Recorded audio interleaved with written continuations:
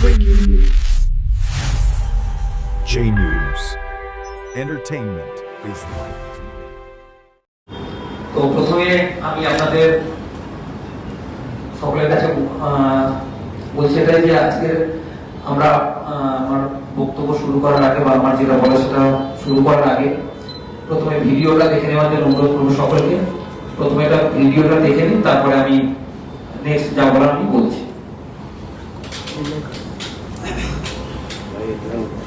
ওইটা বন্ধ করো।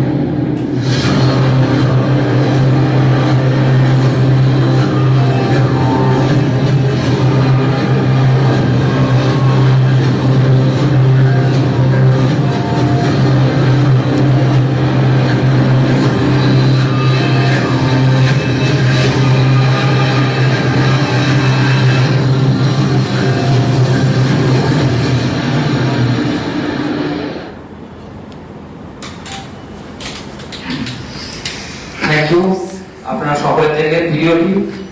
এবার আমি যেটা বলতে চাইছি, আপনারা ভিডিওতে যাকে দেখলেন উনি হচ্ছেন ডায়মন্ড হারবার বিধানসভা এবং মগরাহাট পশ্চিম 142 এবং 143 নম্বর যে বিধানসভা, এই বিধানসভার police observer mister Parmar Smith Purushottam Das.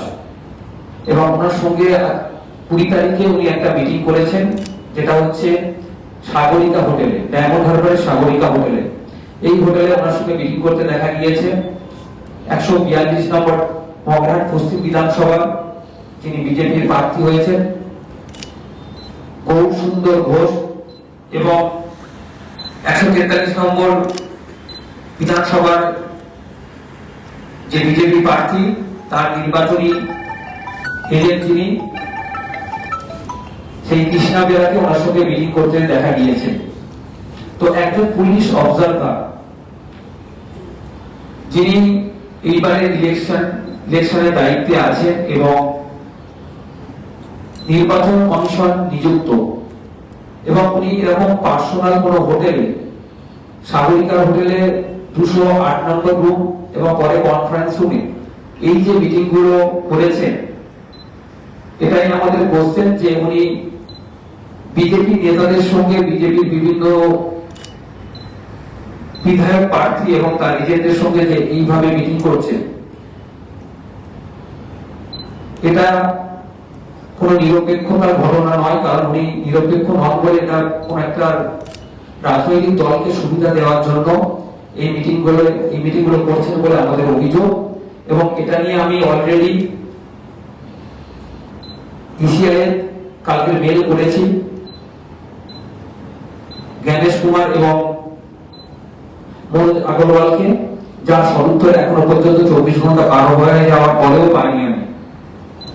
তো আমি 142 নম্বর মগরাহাট পশ্চিম বিধানসভা তৃণমূল প্রার্থী হিসাবে নির্বাচন কমিশনের কাছে দাবি করেছি যাতে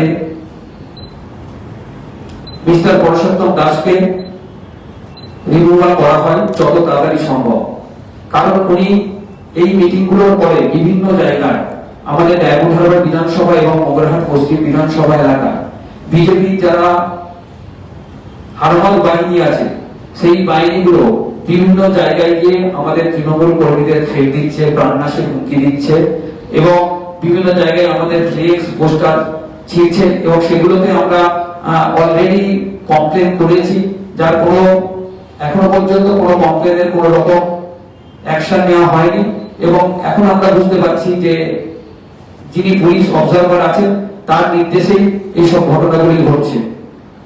তো সেই জন্য আমরা তৃণমূল কংগ্রেসের পক্ষ থেকে বা আমি যেহেতু প্রার্থী তৃণমূল কংগ্রেসের 142 নম্বর মগরার পশ্চিম বিধানসভা প্রার্থী হিসাবে আমি নির্বাচন কমিশনের কাছে দাবি করছি যাতে যত তাড়াতাড়ি সম্ভব ওনাকে রিমুভ করা হয় এবং একজন যিনি কোনো পক্ষ নেবে না, নিরপেক্ষভাবে কাজ করবে এরকম কোনো অবজারভারকে নিয়োগ করা হোক। এছাড়াও জানেন যে ওনাকে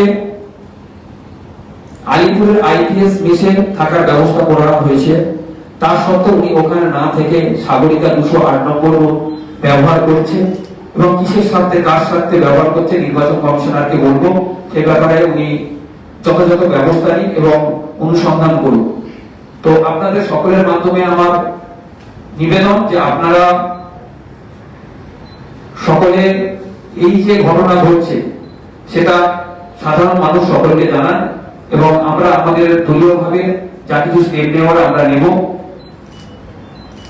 এবং এই তিনি আর ঠিক আমাদের পুলিশ অবজারভার বিভিন্ন থানার আইসি ওসিদের আমাদের কাছে যা খবর আছে বিভিন্ন রকম ভাবে প্রেসার ক্রিয়েট করছে যাতে তৃণমূলের নেতা যারা ভোট করাচ্ছে বা যারা ভোট করাবে সবচেয়ে মেজর যারা মানুষ আছে তাদেরকে অ্যারেস্ট করার জন্য বারবার চাপ দিচ্ছে।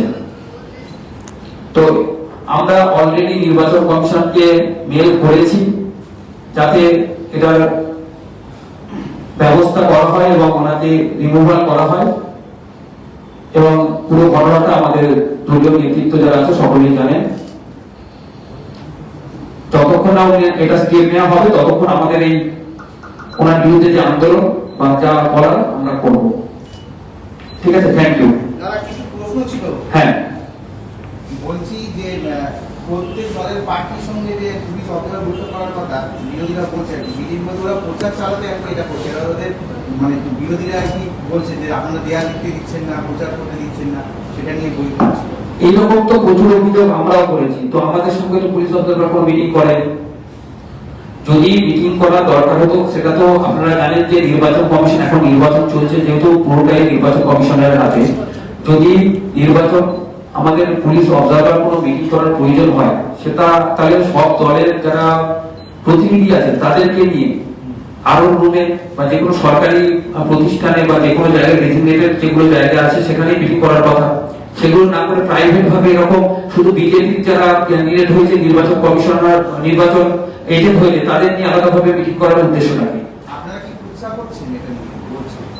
এটা তো প্রমাণিত, আপনারা তো দেখলেন, আমরা তো অলরেডি ভিডিওতে দেখালাম যে ওনারা মিটিং করছে পুলিশ যে অবজারভার তার সাথে যারা বিজেপি ক্যান্ডিডেট হয়েছেন এবং নির্বাচনী এজেন্ট। কি শাসক দলকে চাপে ফেলার জন্যই করছে? না, এটা পুরোপুরি আপনারা জানেন যে নির্বাচন কমিশন বিজেপি হয়ে কাজ করছে, এটাই তার প্রমাণ।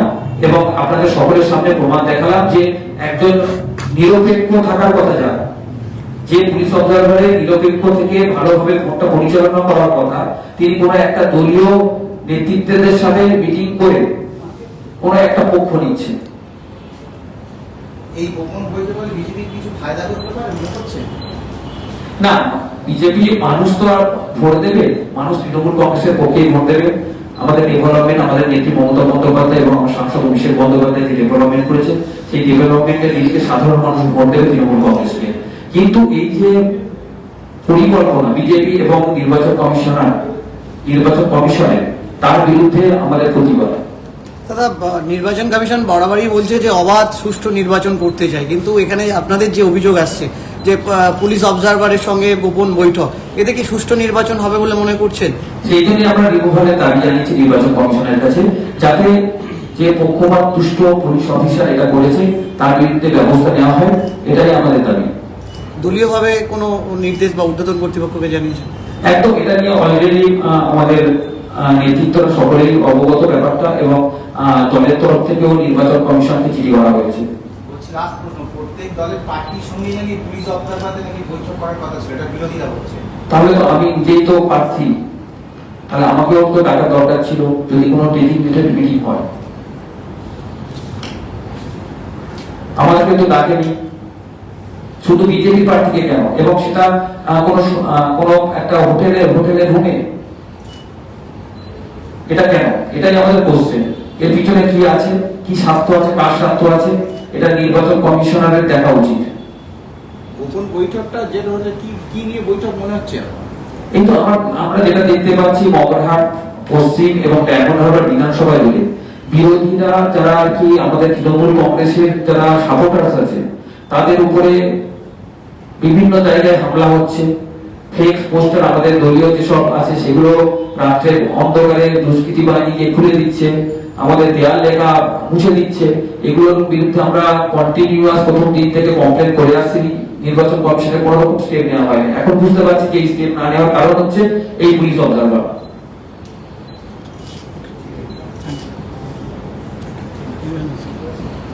আর কিছু আচ্ছা, এখনো অবধি কোনো সদুত্তর পাননি বলছেন, আর সামনেই তো নির্বাচনের বেশি দিন বাকি নেই। যদি এর মধ্যে কোনো রেসপন্স সেই মতো না পান বা অবসর না হন, কি করবেন বা কি স্টেপ নেবেন? এটা আমাদের দলীয় নেতৃত্ব যা স্টেপ নেওয়া নেবেন। আমাদের দলের জেনারেল সেক্রেটারি অভিষেক বন্দ্যোপাধ্যায় আছে, আমার নেত্রী মমতা বন্দ্যোপাধ্যায় আছে, ওনারা যেটা ভালো বুঝবেন করবেন। পুলিশ অবজারভারের সঙ্গে বিজেপির যে বৈঠক হয়েছে, এইটা নিয়ে কি কোনো তৃণমূলের কোনো নেতৃত্ব বা কর্মীদের উপরে কোনো কিছু আইনত কিছু ব্যবস্থা বা কাউকে গ্রেপ্তার করা হয়েছে বলে মনে হচ্ছে কি বিভিন্ন, আমি এটা অফিসিয়ালি বলবো না, বিভিন্ন আমাদের কাছে যা ইনপুট আছে, বিভিন্ন থানার আইসি এবং ওসি কে উনি প্রেসার ক্রিয়েট করছে, তৃণমূল নেতা যারা আছেন, তৃণমূলে যারা ভোট করার, তাদের অ্যারেস্ট করার জন্য বারবার বলছে এবং তাদেরকে প্রেসার দিচ্ছে। তো এখন বুঝতে পারছি যে এই যে বিজেপির সাথে উনি সেট আপ করে চলছেন, বিজেপি নেতাদের সঙ্গে আলাদা মিটিং করছেন, তার জন্যই এগুলো করে বেড়াচ্ছে উনি। কি পরিবর্তন চাইছেন? অবশ্যই আমরা রিমুভাল চেয়েছি, অলরেডি আমি কালকে মেল করেছি জ্ঞানেশ কুমার এবং মনোজ কুমার আগরওয়ালকে, এখনো পর্যন্ত কোনো সত্তর পাইনি। ঠিক আছে, থ্যাংক ইউ।